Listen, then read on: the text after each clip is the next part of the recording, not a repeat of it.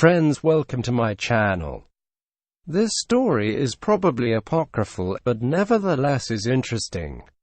A question in a physics exam at the University of Copenhagen, Denmark several decades ago said, "Describe how to determine the height of a skyscraper with a barometer." One student replied, "You tie a long piece of string to the neck of the barometer. Then lower the barometer from the roof of the skyscraper to the ground. The length of the string plus the length of the barometer will equal the height of the building." This highly original answer so incensed the examiner that the student was failed. The student appealed on the grounds that his answer was indisputably correct, and the university appointed an independent arbitrator to decide the case. The arbitrator judged that the answer was indeed correct, but did not display any noticeable knowledge of physics. To resolve the problem, it was decided to call the student in and allow him 6 minutes in which to show minimal familiarity with the basic principles of physics.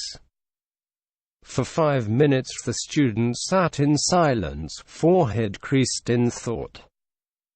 The arbiter reminded him that time was running out, to which the student replied that he had several extremely relevant answers, but couldn't make up his mind which to use. On being advised to hurry up, the student replied as follows. Firstly, you could take the barometer up to the roof of the skyscraper, drop it over the edge, and measure the time it takes to reach the ground. The height of the building can then be worked out from the formula h equals 0.5 grams into t squared. But bad luck on the barometer. Or if the sun is shining, you could measure the height of the barometer. Then set it on end and measure the length of its shadow. Then you measure the length of the skyscraper's shadow. And thereafter it is a simple matter of proportional arithmetic to work out the height of the skyscraper. But if you wanted to be highly scientific about it, you could tie a short piece of string to the barometer and swing it like a pendulum. First at ground level and then on the roof of the skyscraper. The height is worked out by the difference in the gravitational restoring force D equals 2 pi square root into L per gram. Or if the skyscraper has an outside emergency staircase, it would be easier to walk up it and mark off the height of the skyscraper in barometer lengths, then add them up.